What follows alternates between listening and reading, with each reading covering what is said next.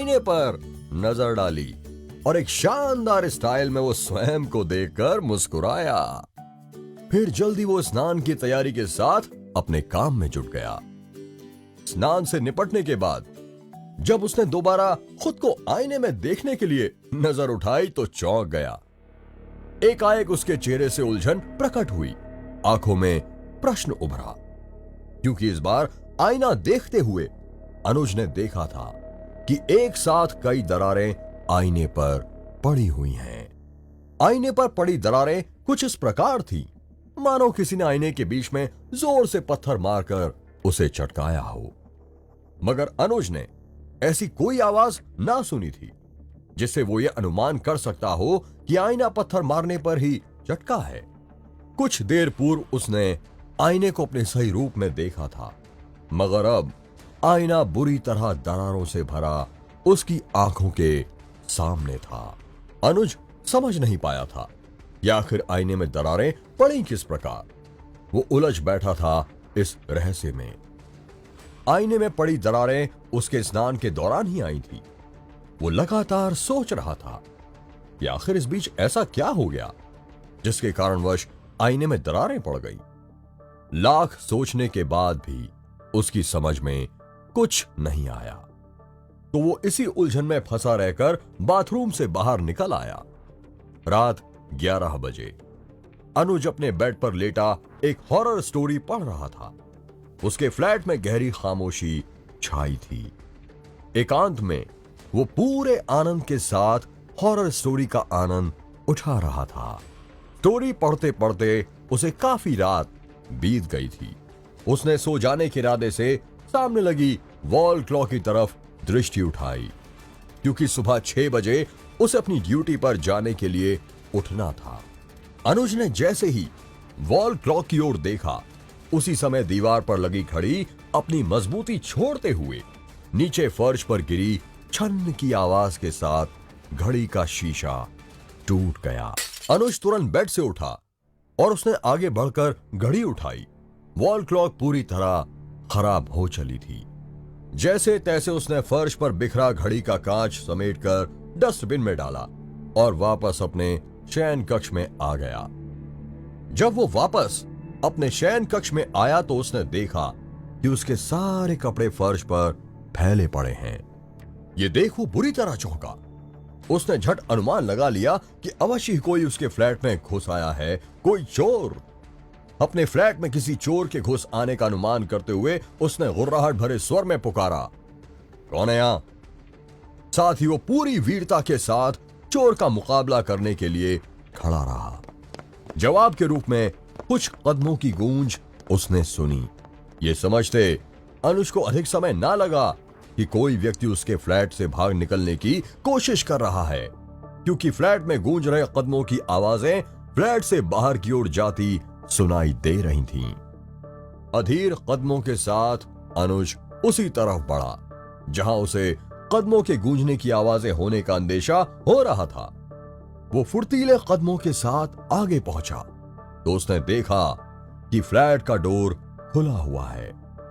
दरवाजा खुला जानकर अनुज को आश्चर्य हुआ, क्योंकि वो तो दरवाजा लॉक करके सोने की तैयारी के साथ बेड पर गया था, मगर अब दरवाजा खुला देखने के बाद वो आश्चर्यचकित था। दरवाजा कैसे खुला या किसने खोला?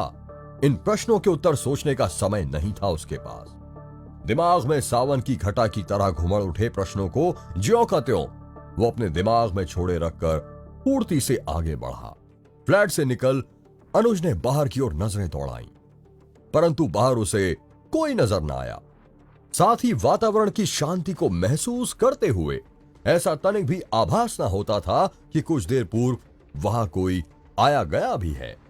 हर तरफ गहरी खामोशी पैर पसारे सोती महसूस हो रही थी। अनुज उलझन भरे भाव चेहरे से व्यक्त करता वापस अपने फ्लैट में चला आया, मगर फ्लैट का दरवाजा खुला जानने के बाद उसके मन में क्रोध उठे। प्रश्न बार बार जोर मार रहे थे। वो अभी तक थमे नहीं थे, तूफानी रफ्तार के साथ अपनी रवानगी में आकर बराबर अनुज को चिंतित कर रहे थे।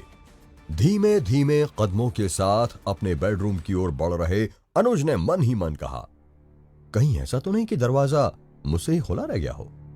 मन में ऐसा कहते हुए अनुज सोचपूर्ण मुद्रा अपनाए एक स्थान पर छिटक गया था। फिर अगले ही क्षण अनुज के मन मस्तिष्क ने उससे पूछा, पर वे कदमों की आवाज कैसी थी जो अभी अभी सुनी गई। फिर अगले ही पल उसे लगा कि हो सकता है कि रात के इस खामोश माहौल में उसके कान बजे हो, क्योंकि बिखरे कपड़ों को देखकर उसने सोचा था कि शायद उसके फ्लैट में कोई चोर घुस आया है। तो इसी विचार के रहते उसे खामखा ऐसा लगा हो कि कोई चोरी छिपे उसके फ्लैट से निकल कर गया है। मन मस्तिष्क में उभरते सारे सवालों और जवाबों को उसने वहीं खत्म कर अपने फ्लैट का दरवाजा बंद किया और लाइट ऑफ करके बेड पर आ गया। आधी रात बीत चुकी थी। फ्लैट में अजीब सी गंध फैल जाने के कारण अनुज की आंख खुल गई। बेड से उठकर उसने सारी लाइटें ऑन की तथा इधर उधर नजरें दौड़ाते हुए यह जानने का प्रयास करने लगा कि आखिर गंध कहां से तथा क्यों आ रही है। इसी तलाश में वो फ्लैट का चप्पा चप्पा छान मारकर अंत में स्नान घर की ओर बढ़ा। जब वो स्नान घर में पहुंचा तो बुरी तरह शॉक्ड रह गया। उसकी आंखों में ही नहीं बल्कि चेहरे पर भी खौफ के असीमित भाव उत्पन्न हो गए थे। अनुज अपने स्थान पर खड़ा पत्थर की मूर्ति बन गया था। उसका दिल जोर जोर से धड़क रहा था, किंतु दिमाग सन्नाटे में आकर साए साए करने लगा था, क्योंकि स्नान घर के बीचों बीच खून में सनी एक लड़की की लाश पड़ी थी।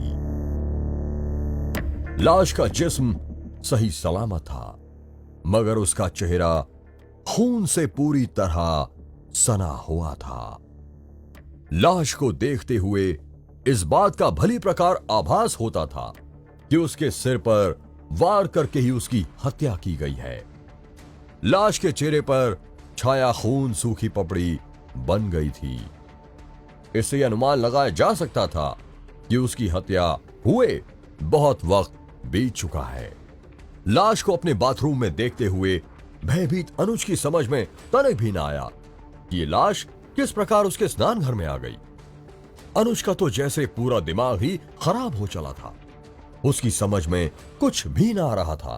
कुछ देर के बाद मानो वो गहरी गफलत से जागा तो उसे ख्याल आया कि वो फौरन इस घटना के बारे में पुलिस को बताए। मन में ये विचार आते ही वो वापस अपने शयन कक्ष में पलट गया। बेड पर रखा उसने अपना मोबाइल उठाया और झट पुलिस स्टेशन पर नंबर मिलाना शुरू किया। इससे पहले कि वो पूरा नंबर डायल कर पाता, किसी ने मधुर स्वर में उसे पुकारा। इस मधुर स्वर को सुनते ही वो तत्काल पीछे पलट गया। पलटकर उसने देखा कि उसकी आंखों के सामने वही लड़की खड़ी है जिसे एक लाश के रूप में देखते हुए वो अपने बाथरूम में छोड़ कर आया था। लड़की अपने उसी रूप में थी जिसमें अनुज ने उसे बाथरूम में देखा था। अनुज बुरी तरह डर गया। सब कुछ भूलकर उसने लड़की से भयभीत स्वर में पूछा, कौन हो तुम? वो युवती चेहरे से बड़े खौफनाक भाव व्यक्त करते हुए बोली, मैं एक लाश हूं, वही लाश जिसे अभी कुछ देर पहले तुमने अपने बाथरूम में देखा था। वो तो मैं भी जानता हूं, अनुज कंपित स्वर में बोला, मगर तुम जिंदा कैसे हो गई? तुम्हें लाश बनाने के लिए। युवती का स्वर आतंकित था। अनुज को अब यह समझने में वक्त ना लगा कि उसके सामने खड़ी जिंदा लाश वास्तव में भूत है। अनुज संभल कर बोला, मगर तुम मुझे क्यों लाश बनाना चाहती हो? आखिर मेरा कसूर क्या है? तुम्हारा कसूर सिर्फ इतना ही है कि तुम इस फ्लैट में आकर ठहरे हो। मैंने तुम्हें इस फ्लैट से निकल जाने के लिए कई इशारे दिए। पहले तुम्हारे स्नान घर के आईने में दरारें डाली, फिर तुम्हारी वॉल क्लॉक तोड़ दी, फिर उसके बाद तुम्हारे कपड़ों से भरा बैग खाली कर तुम्हारे कपड़े निकाल कर फेंक दिए, फिर तुम्हारे फ्लैट का दरवाजा खोल दिया ताकि तुम पेश आई इन छोटी छोटी घटनाओं से डरकर भाग जाओ। मगर तुम बहुत निडर निकले, इसलिए अब मैं तुम्हें किसी भी कीमत पर जिंदा नहीं छोड़ सकती। मगर तुम मुझे इस फ्लैट से क्यों निकालना चाहती हो? क्योंकि इसी फ्लैट में 2 आदमियों ने मिलकर मुझे मार डाला था। उसी दिन से मैं इस फ्लैट में रहती हूं। पर ऐसा तुम्हारे साथ क्यों हुआ? उन दोनों आदमियों ने तुम्हारा मर्डर क्यों किया? अनुज ने पूछा। क्योंकि वो दोनों मुझे उठा लाए थे। इस फ्लैट में लाकर उन्होंने मेरा बलात्कार किया था, फिर उसके बाद मेरा कत्ल कर दिया था। तब से उनकी प्रतीक्षा में मैं यहां रहती हूं। एक दिन वो दोनों यहां जरूर आएंगे और मैं उन्हें अपने हाथों से खत्म कर दूंगी। इसके लिए इस फ्लैट का खाली रहना बहुत आवश्यक है। ठीक है, तो मैं ये फ्लैट छोड़कर अभी चला जाता हूं, अनुज ने पूर्ववत स्वर में कहा। नहीं, वो आदेशात्मक स्वर में बोली। अब इस फ्लैट से तुम्हारी लाश ही जाएगी, क्योंकि तुम मेरी हकीकत जान गए हो। लिहाजा तुम्हें जिंदा छोड़कर मैं जमाने के लिए चर्चा का विषय नहीं बनना चाहती, वरना मेरा मकसद अधूरा रह जाएगा। मुझ पर भरोसा करो, अनुज पीछे हटते हुए बोला। मैं तुम्हारा राज ही रखूंगा। मैं तुम्हारे बारे में किसी से कुछ नहीं बताऊंगा। मेरा यकीन मानो, मुझे जाने दो। अनुज गिड़गिड़ाने लगा। तुम जिंदा यहां से नहीं लौट सकते, युवती ने कहा। मुझे जाने दो, मुझे जाने दो, कहते हुए अनुज इस हद तक पीछे हटा कि अब और पीछे नहीं जा सकता था। यानी उसकी कमर दीवार से सट गई थी। लड़की डरावने भाव चेहरे पर लिए उसकी ओर कदम उठाने लगी। अनुज का दिल जोर जोर से धड़कने लगा। आंखों के सामने उसे अपनी मौत नाचती नजर आने लगी। अपने बचाव का उसके पास कोई रास्ता तो रह ही नहीं गया था। वो किसी भी कीमत पर मरना नहीं चाहता था, मगर उसके ना चाहने पर भी उसकी मौत निरंतर उसकी ओर बढ़ रही थी।